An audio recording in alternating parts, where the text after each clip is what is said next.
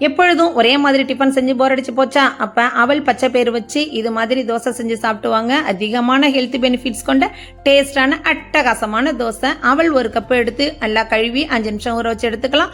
ஒரு கப் பச்சை பயிரை முதல் நாள் ராத்திரியே ஊற வச்சு அதோட 2 பீன்ஸ், 2 பச்சை மிளகா, 4 துண்டி கேரட்டு, 1 இன்ச்சு இஞ்சி சேர்த்து அரைச்சி அதோட ஊற வச்ச அவளையும் சேர்த்து அரைச்சி எடுத்து அதோட உப்பு, ஒரு கப்பு தயிர் சேர்த்து தோசை வாத்து எடுத்தோம் அப்படின்னாலே பச்சை பயிறு அவல் தோசை ரெடி ஆகிடுங்க. பச்சை பயிரில் ஏகப்பட்ட மல்டி விட்டமின்ஸ் இருக்குது. Protein, fibre, anti oxidants, nutrient எல்லாமே இருக்குங்க. அதாவது இம்யூனிட்டி பூஸ்டராகவும் இருக்குது பச்சை பயிறு. இதை ரெகுலராக நம்ம லேடிஸ் எடுத்துகிட்டு வரணும், குழந்தைங்களுக்கு கொடுங்க.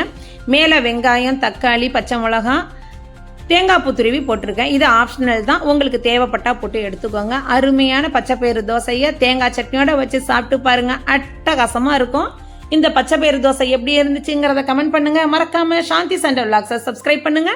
உங்க ஃப்ரெண்ட்ஸ் அண்ட் ரிலேட்டிவ்ஸ்க்கு ஷேர் பண்ணுங்க. தேங்க்யூ.